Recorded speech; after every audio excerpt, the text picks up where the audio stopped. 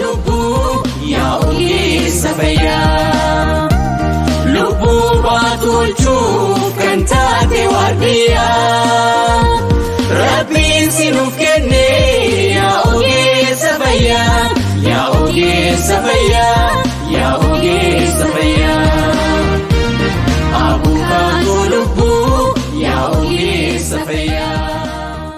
Akkam jirtu hordoftoota keenya kun gumii balballoomiti. Gumiin balballoomii biiroo kominikeeshinii Oromiyaatiin qophaa'ee kan isiniif dhiyaatudha. Qophiin kun dhimmoota haala yeroof tarsimoo ta'an balballoomsuun iftoomina uumu. Qophii keenya irraatiin miidhaa dhibee busaan dhufuu fi faca'insa isaa irratti mari'anna. Qophii kanaafis keessummoota of biraa qabna.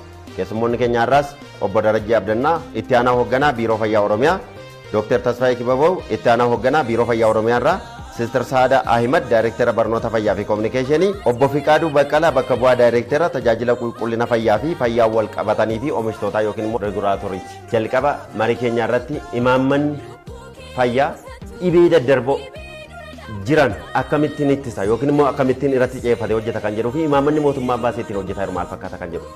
Imaammati fayyaa biyyoolessaa akka waliigalaatti bara 2087 kan bahe bara kanarra deebiidhaan akka fooyya'u ta'ee jiraanii fooyya'es sadarkaa biyyaatti akka inni bifa haaraatiin hojii eegalu ta'ee jira jechuudha. Egaa imaammati duraan ture irra caalaasaa ittisa dhibeewwan irratti kan xiyyeeffatuudhaan haa ta'u malee wal'aansas kunuunsas dagaagina fayyaas hin hojjeta jechuudha. Amma kan fooyya'ee jiru garuu inni guddaan tokko haala guddina biyya keenyaa akkasumas immoo mul'ata biyyi keenya qabatte giddugaleessa godhachuudhaan akkasuma guddina hawaasummaa guddina dinagdee akka biyyaatti jirurraa kan ka'e fedhii hawaasaa dabalaa dhufeef deebii kennuudhaaf akkasumas immoo haala jijjiirama fayyaa addunyaarraas wal qabatee akkasumas immoo akka biyya keenyaatti jiru isa duwwaasituu hin taane dhibeewwan daddarboo ta'anii fi daddarboo hin taane akka addunyaattis ta'e akka biyyaatti mul'ataa jiran isaaniif deebii kennuudhaaf giddugaleessa kan godhate ta'uusaa dhibeewwan daddarboo sirna ittiin to'annu dafnee adda baasuu deebii kennuu fi dandamachiisuu dabalatee sirna fayyaa dandamataa ta'e hundeessuudhaan dhibeewwan kun akka isaan miidhaan geessifne gochuudhaaf irra caalaa immoo hirmaannaa fi abbummaa hawaasaa dabaluudhaan kana giddugaleessa godhatee imaammati biyya keenyaa fooyya'ee jira jechuudhaan.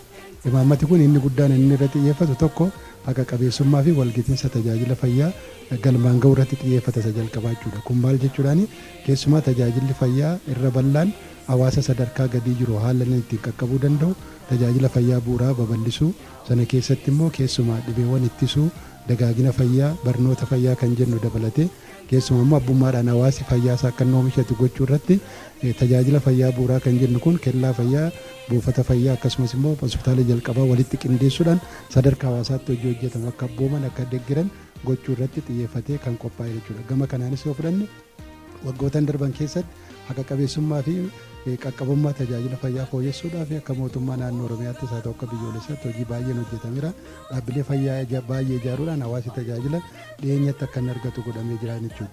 Inni biraan keessumaa immoo hawaasi sadarkaa hundaatti fayyaa irratti akka inni hirmaatu abbummaadhaan fayyaasaa akka inni oomishatu gochuudhaafis karaa dhaabbilee fayyaa bu'uuraa keenyaa barnoota walitti fufinsaan kennuudhaan keessumaa immoo ekstenshin paakeejii waggoottan gara 15 oliif biyya keenya keessatti hojiirra oole karaa bu'a-qabeessa ta'een akka inni hojiirra oolu gochuun dhibeewwan daddarboo miidhaa fidan akka isaan hawaasa irratti dhiibbaa hin geessifne gochuudhaaf hojii guddaan hojjetamee bu'aa guddaanis argameera jechuun danda'ama jechuudha. Inni biraan keessumaa akkuma sila kaasee dhibeewwan daddarboo ta'an kun akka biyyaattis ta'e akka addunyaatti miidhaa utuu hin geessisiin dafanii faana dha'uudhaan adda baasuu lammaffaa tarkaanfii fudhachuu yookaan immoo rispoons kan jennu kana irra caalaa immoo deebisanii dhaabsuu wajjinis wal qabatee hojii guddaan hojjetamaa turedha jechuudha.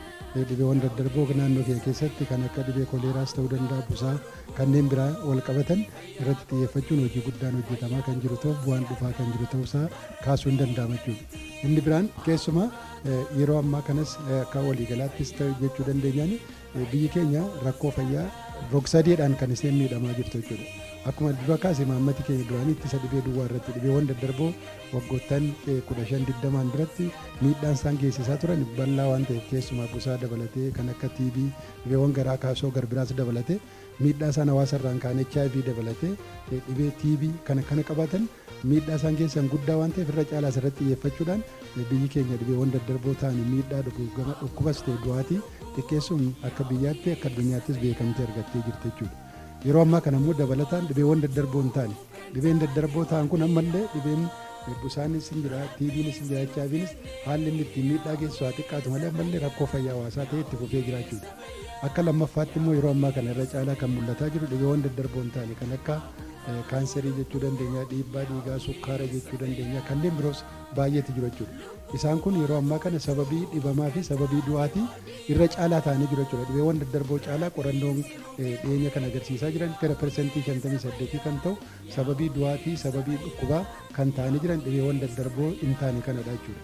Kanaafis imaammati keenya haaraan keessumaa inni irratti xiyyeeffate tajaajila fayyaa dagaagina irratti xiyyeeffate akkasumas immoo ittisa dhukkubaa irratti xiyyeeffate bu'uura godhachuudhaan tajaajila wallaansaa qulqullina qabu walgitiinsa qabuu fi nageenyummaan isaa mirkanaa'e hawaasaaf kennu akkasuma immoo sirna fayyaa dandamataa ta'ee fi gaaffii hawaasaaf deebii kennu diriirsu irra caalaa immoo hawaasi keenya sababa tajaajilaadhaan miidhaa biraaf akka hin tajaajilamne sirna faayinaansii itti fufiinsa qabu diriirsuudhaan hawaasi sababa tajaajilaatiin baasiin malleef saaxilamee hiyyummaatti akka hin galle gochuudhaan galmoota tajaajila fayyaa hunda galeessa mirkaneessuudhaaf biyyi keenya mallatteessee dhugoomsuudhaaf hojjetaa kan jiru ta'uusaa asumaan kaasuu danda'a jechuudha. Inni sadaffaan rakkoo fayyaa hawaasaa guddaadhaan kan yaadamu miidhaa balaa adda addaatiin namtolcheedhaan ta'uu danda'a, balaa tiraafikaan ta'uu danda'a. Injuurii tiraawomaa kan jennu kunis akka rakkoo fayyaa hawaasaa guddaatti ilaalamaa jechuudha. Kanaaf rakkoo fayyaa roog-sadee kan jennu dhibee daddarboo hin taane fi dhibeewwan sababa namtolcheedhaanis ta'uu danda'a, sababa uumamaatiin balaawwan adda addaa uumaman hawaasa irratti dhiibbaa geessisan rakkoo fayyaa ta'uudhaan akka biyyaattis ta'e akka addunyaatti rakkoo kana to'achuudhaa fi hojii guddaan hojjetamaa kan jiru ta'uusaa keessumaa immoo biyyi keenya bifa kanaan deebii kanaaf kennuudhaaf imaammata haaraa hirmaachisaa ta'e keessumaa immoo qaamolee biroo fayyaan hawaasaa hirmaannaa mootummaa duwwaan utuu hin taane dhaabbilee adda addaas hirmaachisuudhaan dhaabbilee deeggarsa kennan dhaabbilee dhuunfaa ta'uu danda'a, dhaabbilee deeggarsa adda addaa laatan kan biyya keessa kan biyya alaa ta'uu danda'a karaa hirmaachisaa ta'een keessumaa piraayiveet paartinershiippii kan jedhu imaammata kana keessatti dabaluudhaan karaa hunda galeessa ta'een hawaasi fayyaa irraa fayyadamaa akka inni ta'u gochuudhaaf hojjetamaa kan jiru ta'uusaa kaasuu barbaada jechuudha. Egaa hundaa ol waltajjii keenya yookaan immoo qabxii marii keenyaa irraa dhibeewwan daddarboo ta'an keessumaa dhibee busaa wajjin wal qabatees imaammata duraan tures haa ta'u imaammata ammaa keessatti dhibeewwan daddarboo ta'an to'achuun dafanii adda baasuu to'achuu akkasumas immoo deebii kennuudhaan miidhaa akka isaan hin geggeessine gochuun imaammati keenya kallattiidhaan irratti xiyyeeffatee hawaasa hirmaachisuudhaan qaamolee gahee qaban hirmaachisuudhaan hojjetaa kan jiruu fi kanaafis haala mijataa kan uume ta'uusaa kaasuu barbaada. Hanga ammaatti dhibeen busaa Oromiyaa keessatti miidhaa akkamii qaqqabsiiseera? Faca'insi isaa maal fakkaata? Dhukkubni busaa kun Oromiyaa keessatti seenaa dheeraa qaba hin beekna. Waggoota 10-15 dura hawaasa bal'aa miidhaa turuun rakkoo guddaa qabaachuu fi akkuma kana bara 2003 as tarkaanfii mootummaan fudhatee fi imaammata sirrii irratti hojjechuu mootummaan fudhateeni jijjiiramoonni baay'een dhufaniitiin turan. Daataawwan 2003 kaasnee amma 2012-13 tti yoo laalle jijjiiramoota guddaa fidaniitiin jiru jechuudha akkuma sila dhiyaataa ture. Keeziin kun 200 gaditti gadi bu'ee ture 122 waggaatti gabaasaa ture jechuudha. Kun jijjiiramoota gurguddaadha. Kana qofa miti kan inni jijjiirama kana fide du'aatiin namaa busaa wajjin wal qabatu waggaatti yerootti 0 gabaasne jira jechuudha. 10 gadi barritti gabaasne jira. 6, 10, 12 0 yerootti gabaasne jira waan ta'eef jijjiiramoonni gurguddoon dhufuusaa agarsiisa. Haa ta'uti garuu weerara dhukkuba koovidii akka addunyaatti uumame asii dhaabbileen fayyaa akkasumas immoo sirni addunyaa keenyaa jijjiiramuudhaan haalli mijataan uumameen 2012 irraa kaasee daataan kun yookiin namni dhukkuba busaatiin qabamu dabaluu eegalee jechuudha. Sana booda 2013 daataan amma ta'e dabalee 14 dabalee keessumaa 2015 Oromiyaa gara lixaa akka Itoophiyaattis walii galatti jechuu dandeenya daataan kun dabaluu eegale. Bara sana keezii nuti waggaatti gabaasnu harka 2 harka 3 ta'e. Harka 2-3 gaafa jennu yeroo 100 gabaasna waan ta'eef gara 300 400 600 ol guddataa dhufe jechuudha. Haa ta'uti garuu 2016 kaasee daataan kun daran dabale. Kuma sila gabaafame dhaabbanni fayyaa addunyaa gabaasa isaa 2022 gabaaseen akkuma kanas biyya keenya keessatti gaafa laallu daataan dabaleetiin jira jechuudha. Naannoo keenyaa fudhannee gara miliyoona 2.1 kan ta'an bara darbe kana 2016 keessatti namni dhukkuba busaatiin qabame gabaasnee jira jechuudha. Kunis facaatii isaa yoo fudhannee Oromiyaa guutuudha jechuu dandeenya garuu caala kan miidhame godinoota lixarra jiran kanadha. kibba lixa Oromiyaa kan jennu kun akkuma waliigalaatti immoo kibba lixa Itoophiyaa jennu kun baay'ee weerara kanaan kan miidhamanii fi bakkeen itti caalaan gabaafame kana jechuudha. Isaan kan hundumaa keessaa akka Oromiyaatti fudhannee lixi Wallaggaa tokkoffaa fudhataa jechuudha. Keessumaa bara darbe keessatti gumaachiin aga parsentaa 50tti qaba ture kan naannoo keessaa. Itti dabalee godina Lubbaaboor, Bunnoo Baddallee, Qellem Wallaggaa darbeetoo immoo bara kanatti shiifti ta'ee garri Jimmaa, garri Wallagga ba'aa bakkeen itti mul'atu jira jechuudha. Daataa keenya ji'oottan amma kurmaana lammaffaa keessa jirraa yoo laallee daran dabaleetiin jira. Akka lakkoofsa Girigooriyaanii akka alaatti yoo gabaasnu bara darbe gabaasne caalaa parsentaa harka 3 dabalee jira jechuudha yookiin parsentaa 300 dabaleetiin jira jechuudha. Gabaasnu tumma of harkaa qabu. Daataa amma ji'oottan 6 kan 5 kana yoo fudhanne guddaadha. Miliyoona 2.5 ta'a. Akka naannoo Oromiyaa keessatti kan nuti gabaasaa jiru jechuudha. Kurmaana tokkoffaa keessattis akkuma sila gabaafamaa ture daataan kun jabaa ture jechuudha. Kun maal agarsiisa? Facaatiinsaa guddachuu godinaalee Oromiyaa baay'ee keessumaa godina 17 magaalaa 12 aanolee gara 170 ta'an guddaas yoo ta'uudha baate xixiqqaas warri gabaasan baay'atanii dhufuusaa nutti agarsiisaa jechuudha. Kun facaatiinsaa cimaa ta'uu fi miidhaa inni dhukkubaan geessus bal'aa ta'uu agarsiisaa jechuudha. Miidhaan dhukkubarra darbee lubbuu baasus jira.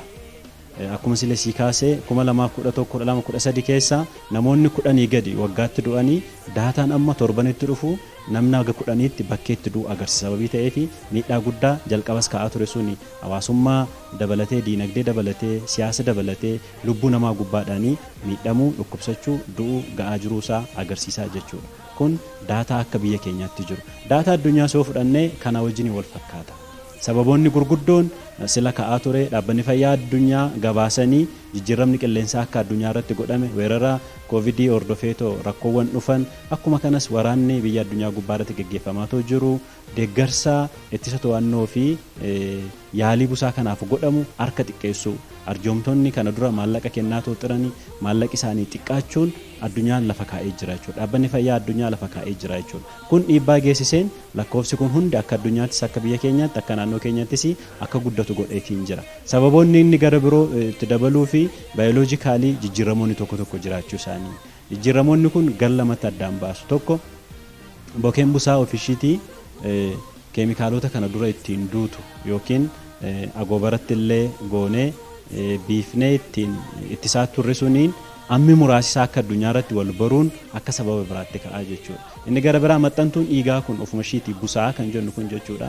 Bokee busaa odoo hin taane busaa ishiin jennu kuni isheen illee qorichoota kennaman muraasa akka addunyaa gubbaa irratti qorannoo godhameen wal baruun isaanii dhaabbanni fayyaa addunyaa akka sababootaatti kaasaa jechuudha. Biyya keenyas yoo fudhanne immoo silas dareenis kaasaa jira walitti bu'iinsi misoomni adda addaa jiraachuun developmental corridor jennee namni bakkaa bakkatti socho'uunsaa dhaabbileen fayyaa bakkee muraasatti manca'uun sirni diinagdee isaanii dadhabaa ta'uun akka sababooti kaasuu dandeenya jechuudha. Kana wajjin wal qabatee facaatiin busaa akka naannoo Oromiyaatti yeroo ammaa kana kurmaana bara darbee wajjin yoo tilmaamne tolaallee harka 3 caalmaa kan agarsiisuu fi dhukkubaa fi du'aatii lubbuu biraan illee ga'uusaa daataan keenya nutti agarsiisa. Dhibeewwan daddarboo jennu keessaa tokko kan haasaa jiru waa'ee busaati jechuudha. Busaan akkuma waliigalaatti akka biyya keenyaattis haa ta'u akka addunyaatti bara 2022 akka lakkoofsa farajjiitti akka keenyaatti immoo bara 2014-15 irraa kaasee dabalee jira jechuudha. Kun sababii inni dabalee jiruuf sababoota baay'ee ta'uu danda'an tokko haala jijjiirama qilleensaa lammaffaan immoo haala keessumaa naannoo keenya keessatti akka fakkeenyaatti fudhanne sababa nageenyaadhaan dhaabbileen fayyaa sadarkaa hawaasaatti hojiiwwan hojjechuu qaban karaa guutuu ta'een hojjechuu dadhabu hawaasis immoo dafee dhibee kanaan yeroo qabamu gara dhaabbilee fayyaa dhufee tajaajila argachuu dadhabuu irraa kan ka'e rakkoon kun dabalaa dhufeera jechuudha. Inni biraan immoo keessumaa waggoottan 3 arfan dura dhibeen busaa biyyi keenya bara 2030tti busaa dhabamsiifnattee galmoo kaawwattee hojjetaa jirtu bu'uura godhachuudhaan dhibeen kun waggoottan keessumaa 5 darban duratti dhibee rakkoo fayyaa hawaasaa ta'e yoo jiraate illee miidhaan inni geessisaa jiru baay'ee xiqqaa ture jechuudha. Waggaatti namooti qabaman 200 gadi kan ture jechuudha. Akka Oromiyaatti waggaatti kan qabaman jechuudha. 2014-15 kaasee garuu dabalaa dhufuusaa agarsiisanii sanarraa kan ka'e yeroo ammaa kana naannoo keenya keessatti bara darbe kan 2016 fudhanne gara namoota miliyoona 2.2 kan ta'an sababa kanaan dhibee kanaan qabamuu isaanii godinaalee adda addaa irraa gabaasa fudhannoon adda bahee jirani kan bara kanaan ji'a furii soo fudhanne gara miliyoona 1.2 ta'ee jira jechuudha. Kun maal agarsiisaa tokko dhibeen kun dabalaa jiraachuu isaa agarsiisa. Akkuma immoo kaasee addunyaa irrattis keessumaa Paakistaanitti taanee biyyi keenya lammaffaadha dhibeen kun dabaluudhaan Afrikaa keessaa Naajeeriyaa dabalatee Ugaandaa dabalatee biyyoota baay'ee keessatti dabalee jira jechuudha. Baay'ee isaa bara 2022 irraa kaasee dhibeen busaa gara miliyoona 249 kan ta'u mul'atee jirani. Isaan keessaa gara miliyoona 5 kan ta'u haaraadha kan mul'ate jechuudha. Kana keessa harki caalaan persentii 94 kan ta'u Afrikaa keessatti Afrikaa keessaa immoo biyyi keenya tokkoffaa irratti kan argamtu ta'uu isaati jechuudha. Kun egaa naannoo keenya du'aatu danda'an dabalu. Kana bu'uura godhachuudhaan waggoottan darban kana keessumaa bara 2014 irra caalaa 15 kaasee sirna faana dha'iinsa dhibeewwanii cimsuudhaan keessumaa immoo hirmaannaa hawaasaa dabaluudhaan dhibeen kun miidhaa bal'aa akka hin geggeessinee fi hojii guddaan hojjetamee jira jechuudha.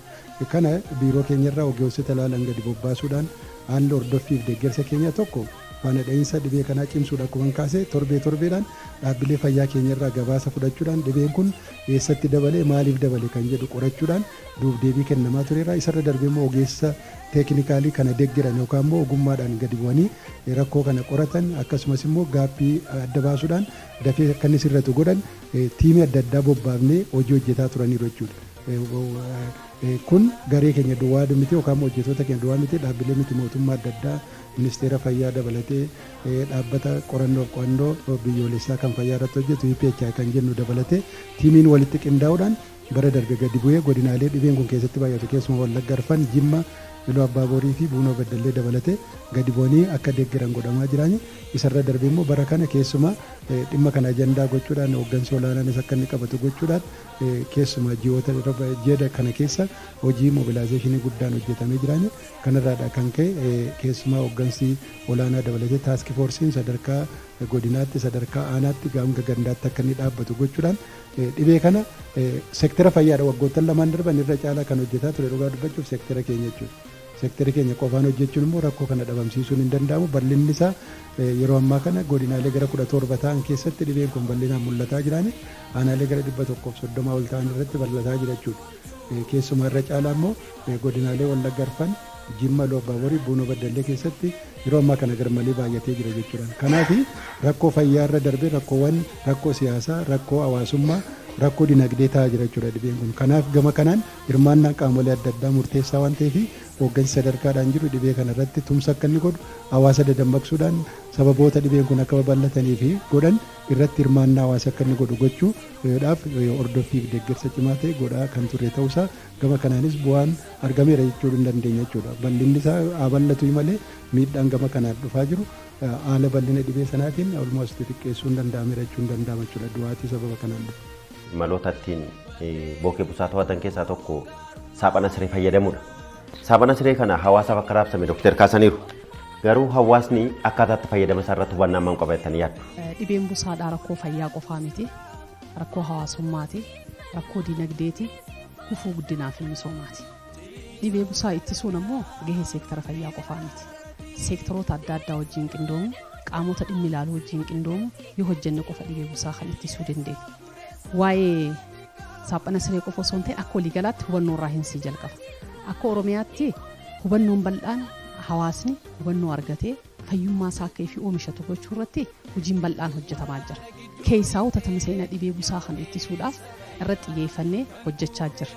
Tooftaa akkamiin hojjannaa kan jennu taate inni jalqabaa barnoota fayyaa dhaabbilee fayyaatii fi dhaabbilee fayyaatiin alatti kan dhaabbilee fayyaatiin alatti hoggaa jennu manneen barnootaa irratti hawaasa keenya bal'aa jira.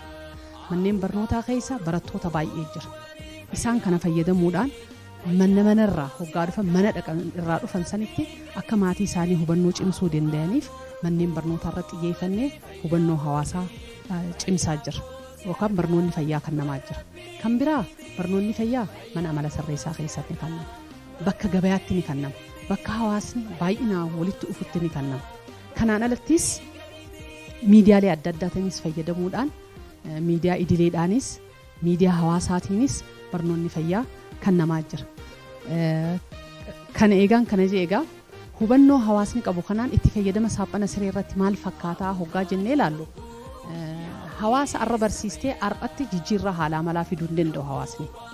Nama tokko arra waa'ee tokko arranii barsiiftaa boruu sitti dabaltaa iftaanii sitti dabaltaa iftaan taanis akkanumatti bifa addaan cinneen hubannoo isaa cimsaa deemte jecha. Hubannoo isaa kana bifa addaan cinneen dhawaatuma cimsituuni jijjiiramni haala amalaa suuta dhufaa deema. Itti fayyadama saaphana siree yookaan laallu taate dhugaadha. Guutuutti hawaasni keenya itti fayyadamaa jira yookaan jennu taate iddoo tokkotti hanqinni ni jira. Kun maalirraa kan madde hubannoo irraa kan madde. Iddoo tokkotti midhaan faarra iddoo maasaatti midhaan irra uffisuun ni jira. Addaan tatarsaasanii maas akka teephaatti harreefaatti fi'uudhaaf iddoon itti fayyadaman ni jira. Saniin ala osoo ifiitti hin fayyadamne iddoo abukaadoo waan akkasii mukarra jiru kana ittiin uwwisuun ni jira.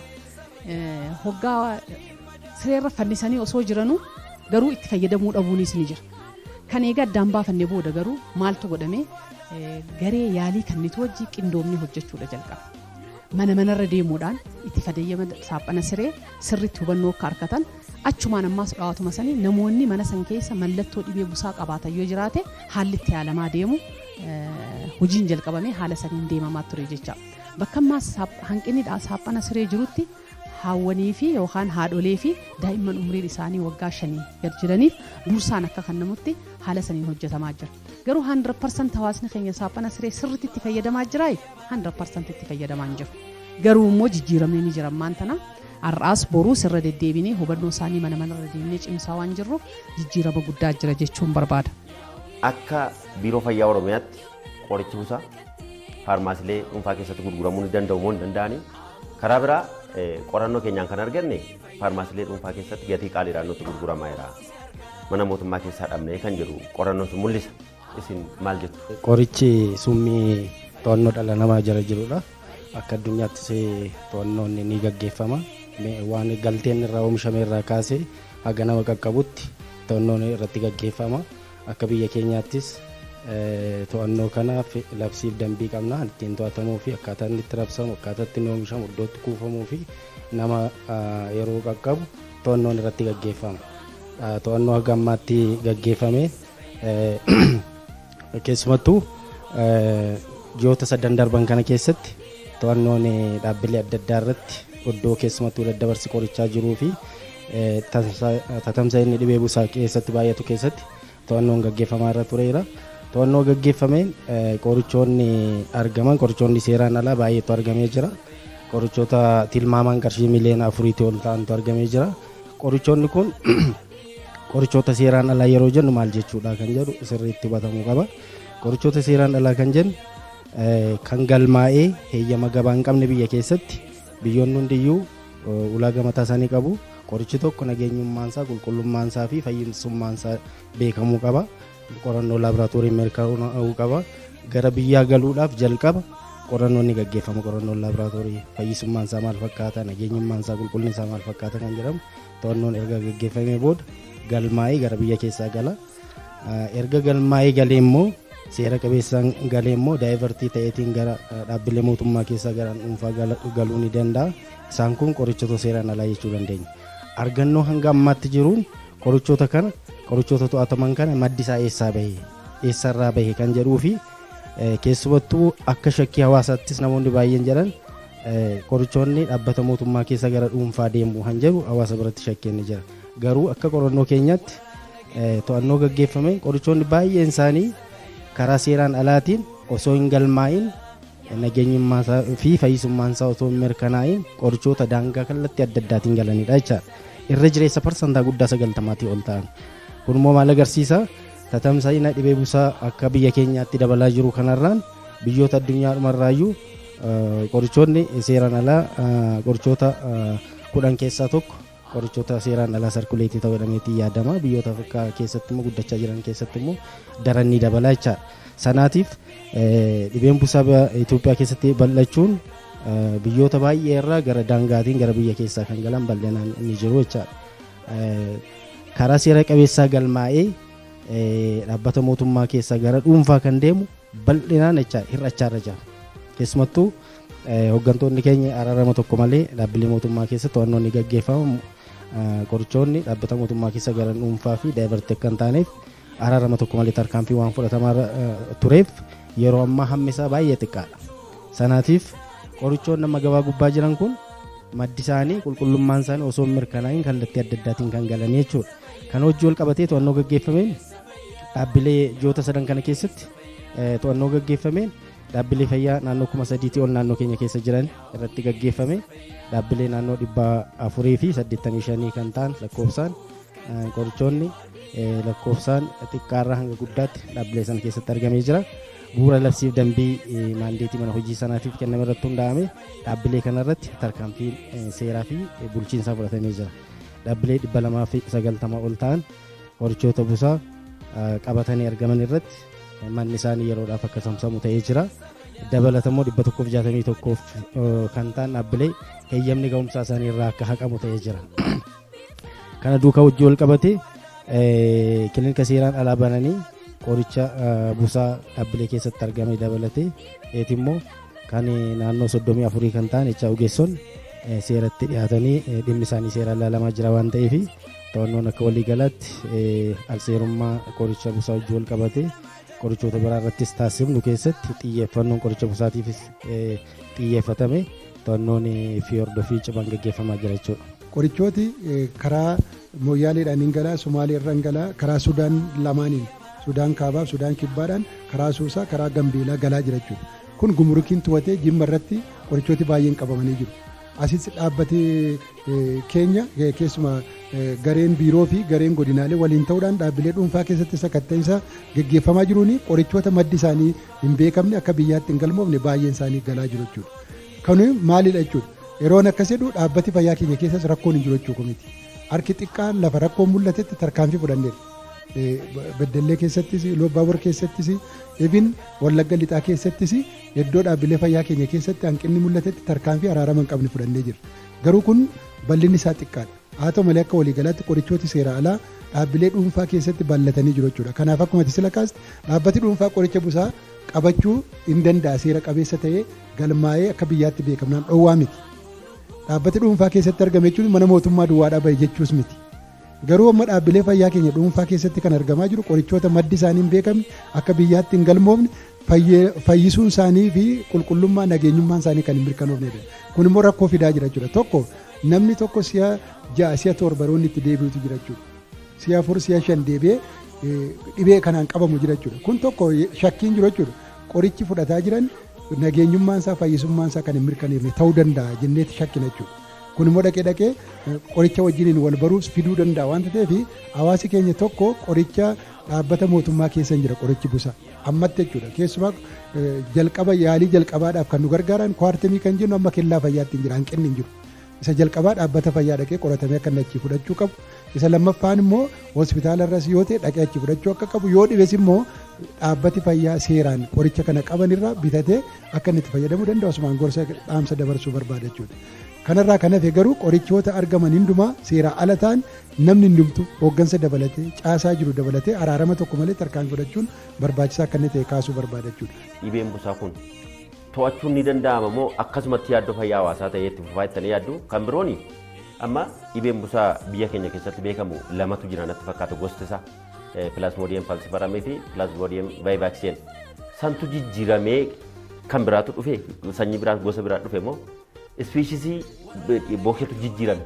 Dhugaa dubbachuudhaaf birrii guddaa gammaduudhaan qoricha binnee jirra. Kan amma silaa ribiitii jedhu dabalatee kanneen biraa qoricha kwaartemii dabalatee bitaa jirra jechuudha. Ammas bituuf itti deemaa jirra baajata mootummaa naannoo irraa walaas goone jechuudha. Ani dileen nuu kenname kan gargaarsa adda addaa irraa argannu gara sanatti naannessinee birrii risoosii guddaa miliyoona 100 lakkaa'amu gara sanatti fidaa jirra jechuudha. Kun hundumtuu tajaajila idilee ittiin kennuuf qabamne irratti dhiibbaa fidaa jechuudha. Kanaaf akka waliigalaatti tumsa gochuun dirqama akka inni ta'e hawaasi keenya kan hubatu kaasuu barbaada. Inni lammaffaan qindoomina jechuudha. Qindoomina yeroo tokko tokko taaskii foorsiin asii akka dhaabbatu mootummaan kallattii kenneef.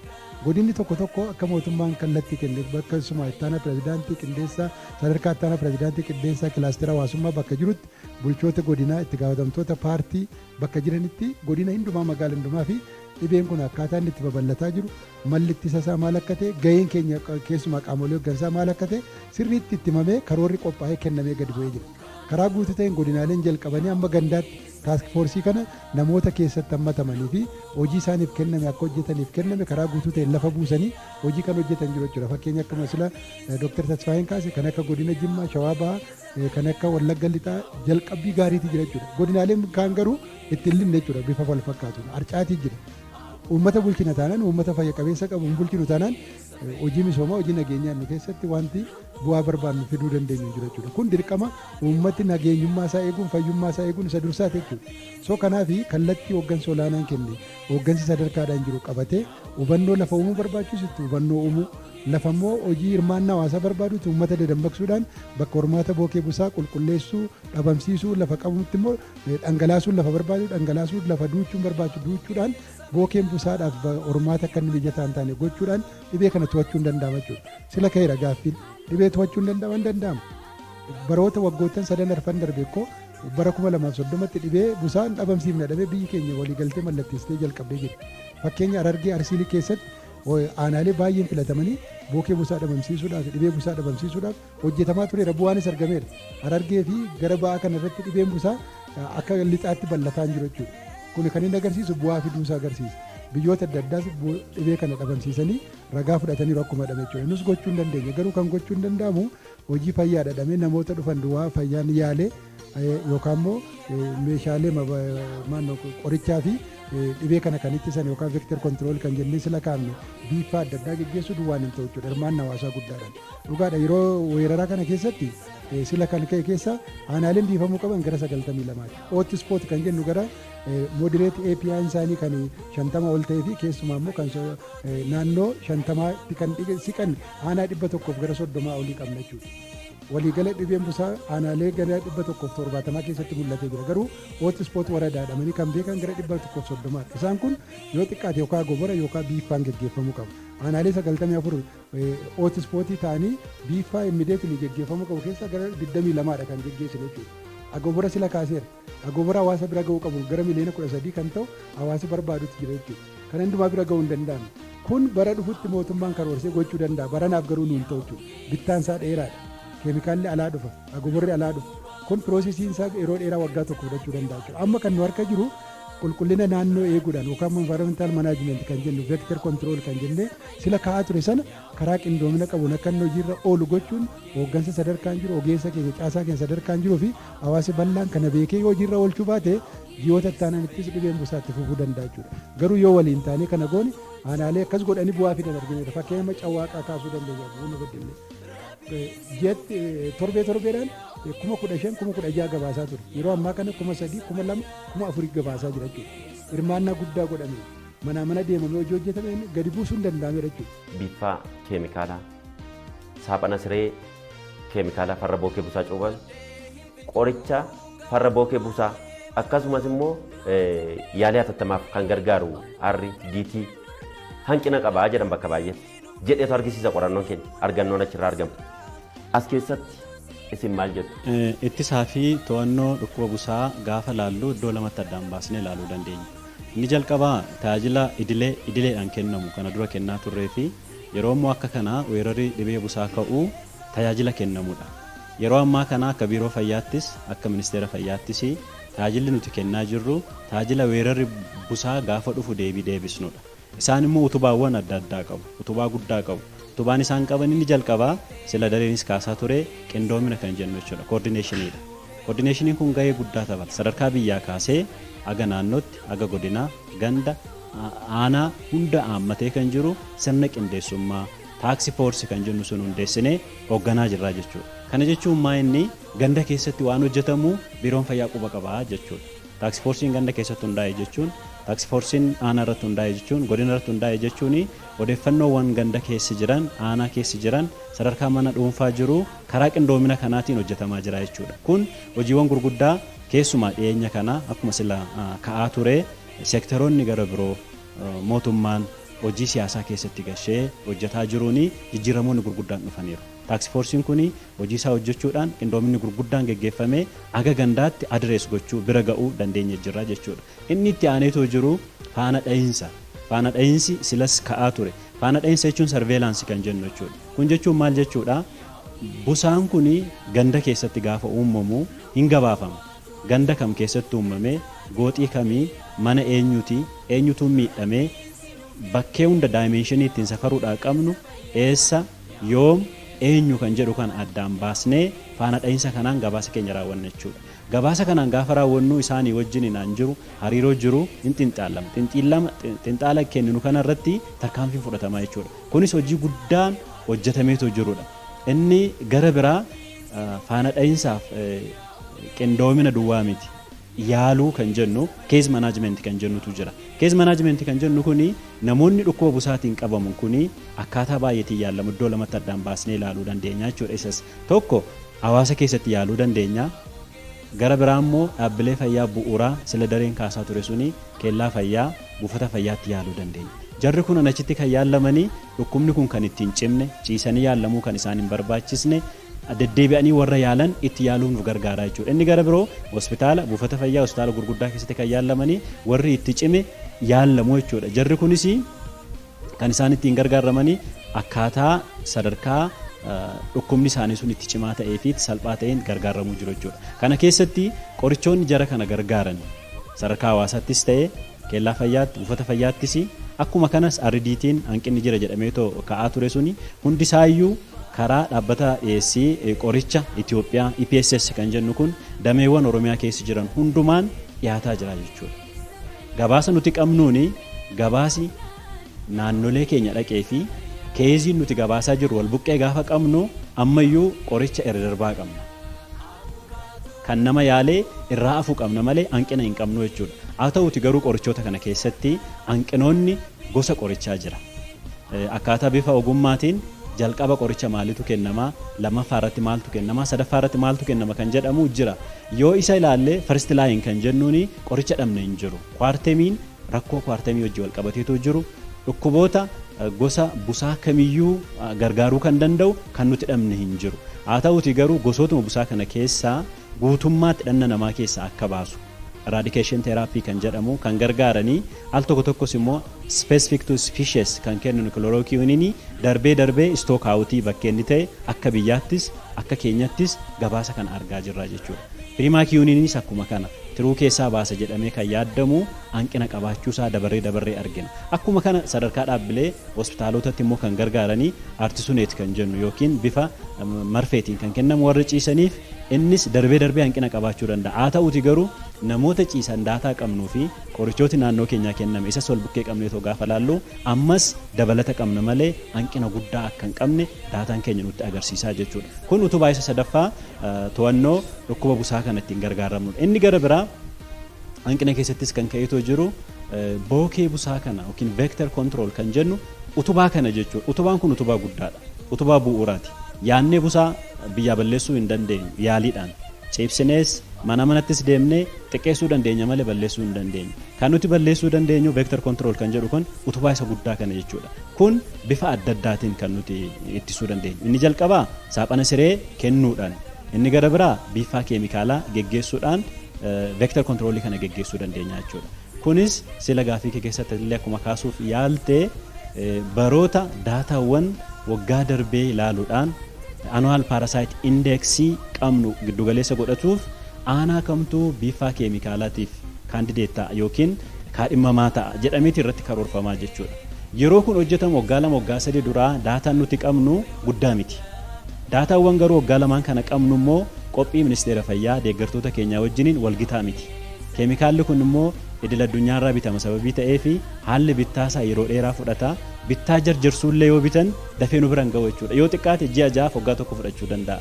Kana wajji wal qabatee haala weerara ammaatiin aanoleen kaandideet ta'an waggaa 1 waggaa 2 kana argachuu hin dandeenye. Garuu aanoleen isaan dura kaandideet ta'an biifaa keemikaalaa kanaa fi bara darbe kan hojii guddaan hojjetameetiin jira jechuudha. Gara aanaa 22 ta'an keessatti godina Lubbaa Booraa, godina Wallagga Lixaa, akka kanas Qellem Wallaggaa daataa gurguddaa bakkeen achi keessaa qabnutti biifaan keemikaalaa kun geggeeffameetiin jira, bifa milkaa'innis raawwanneetiin jira jechuudha. Inni gara biraa bookee busaa kana to'achuudhaaf saaphana sireetti fayyadamuudha.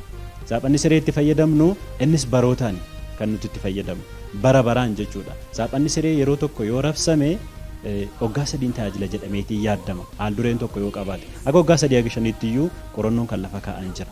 Isaan kanaafis warra qabaniif bakka buusuu warra hin qabneef immoo haaraa kennuun hojii gurguddaatu raawwate bara darbe kana keessatti godinoota baay'ee keessatti lakkoofsa xiqqaa kan hin taane naannoon keenya naannolee gara biroo caalayyuu bakkee ishiin itti argatteettu hin jira jechuudha. Keessumaa bara kana kan nuti argannu keemikaala gosa tokkoon kan cuuphame odoo hin taane keemikaala gosa lamaan dhaabbanni fayyaa addunyaas kan gorsa kennu isadha baay'ee qaalii kan ta'ee fi bookee hundumayyuu ittisuu danda'ama. Sababa bookee busaa keemikaala wal barte sanallee hambisuu danda'a jedhamee tokko kan yaallamu miliyoona tokko ol ji'oottan lamaan darbe kana rabsameetiin jira. Ammas aanaa 8 keessatti dabalataan arginee rabsaatiin jirra jechuudha. Gama tokko tokkotti hawaasa biratti rincichummaatu mul'ata. Keessumaayyuu bakka wal hormaata bookee busaaf haala mijeessan bishaan kuufame yaasanii dhangalaasanii gogsuufaa keessatti harcaatiitu jira hawaasa biratti. Dhimmoota kana akkamitti walitti raarsinee rakkoo kana furuu dandeenya? Hojiin hubannoo uumuudhaa kun qindoominaan hojjetama. Qindoominaan hojjetamu hoggaa jennu seektara fayyaa qofaa miti hubannoo uumuu irratti kan hojjechuu qabu. Kanaaf biiroo barnoota Oromiyaatii wajjin qindoominaan hojjechaa jirra. Biiroon barnoota Oromiyaa jalatti miidiyaalee 6 jira. Miidiyaaleen 6 kun barnoota idileedha kan tamsaasanii garuu isa kana fayyadamuudhaan dhaamsa fayyaa adda addaa qopheessuudhaan akka qilleensarra alchoon godhuudhaan manneen barnootaa hunda keessatti immaas bakka miidiyaan jirutti miidiyaa kanaan dhaamsi fayyaa kun akka hawaasa bira gochuudhaan hojiin bal'aan hojjetamaa jira. Karaa biraatiin ammaas biiroo kominikeeshinii mootummaa isinii wajjiinis hojii bal'aa hojjetamaa jira. Miidiyaa hawaasaa keessaniin akkasumas caasaa hanga gadii hanga aanaatti qabdaniin fayyadamuudhaan hubannoo hawaasaa irratti dhaamsota fayyaa adda addaa qopheessinee biiroo kominikeeshinii mootummaatiin kennuudhaaf ajandaa mootummaa gochuudhaan ajandaa torbee godhanii akka hojjetan gochuudhaan isin wajjis qindoominni jiru cimaadha. Haala saneenis hojjechaa jirra jecha. Kan biraa miidiyaalee wajjin hojiin hojjetama. Miidiyaaleen akkuma beekamutti dhaamsota fayyaa qilleensarra oolchuudhaaf yeroon qilleensaa bituudhaaf baay'ee mi'aadha. Televizyinaan yoo hofullu taate yeroon qilleensaa daqiiqaa tokko almost 23 ol haalatti ta'uu jira. Kanaaf miidiyaaleen kun dirqama hawaasummaa qaban. Dirqama hawaasummaa waan qabaniif yeroo weerara keessa jirru akkuma gaafa Covid miidiyaan hundi tumsee dhibee Covid tatamsee dhibee Covid ittisuu irratti hubannoo hawaasaa cimsuu irratti hojjechaa turetti dhibee busaa ittisuu fi to'achuu irrattis karaa hubannoo hawaasaatiin seektara keenyaa wajji cimee hojjechuu waan qabuuf haala saniin miidiyaalee jiru wajji mari'annee miidiyaaleen yeroo qilleensaa bilisa nu ramadanii hojjechaatiis jiranii odeeffannoo si'ataa fi waayitawaa ta'es hawaasa biraan ga'uudhaan miidiyaalee wajjin cimnee haalli itti hojjechaa jirru ni jira jecha. Dhaamsa yookiin ergaa gabaabaa yoo qabaattan hawaasa karaa miidiyaa kanaa isin hordofaa yeroo gabaabaa fudhattanii dabarsuu dandeessu. Yeroo weerarri baay'atu kiliinika baay'atu kun gonkumaa dogoggora jechuudha. Hawaasi kun hawaasa kana keessaa baane. Hawaasi kun haadha keenya, abbaa keenya, obboleettii keenya. Hawaasa kana carraa argannuun miidhuun hin qabnu jechuudha. Hawaasa kanaaf waan ta'u gochuu qabna malee. Kiliinikooti seeraa ala bana namni faayidaadhaan malee hawaasa fayyaduu miti jechuudha. Kana siira isilii godinaalee keenya keessatti keessumaa hooggansi fayyaa caasaa magaalaas haa ta'u godina dhaabbilee dhuunfaa sadarkaa kanaan bal'ataa jiran keessaa yoo ofii qaban ta'e harka sassaabachuu qabu jechuudha. Lammaffaan immoo namoota akkas hojjetan ta'anii ilaaluun gama tokkoon ofii keessaa qabudha. Shakkisuumaa jira waan ta'eef asirratti araarama tokko malee caasaan keenya tarkaanfii fudhatee baadiyyaa keessatti kiliinikoota seeraa ala deemanii banamanii hawaasa saaman sirriitti tarkaanfii fudhachuun barbaachisaa akka inni ta'e asumaan dhaamsa koo dabarsuun barbaada.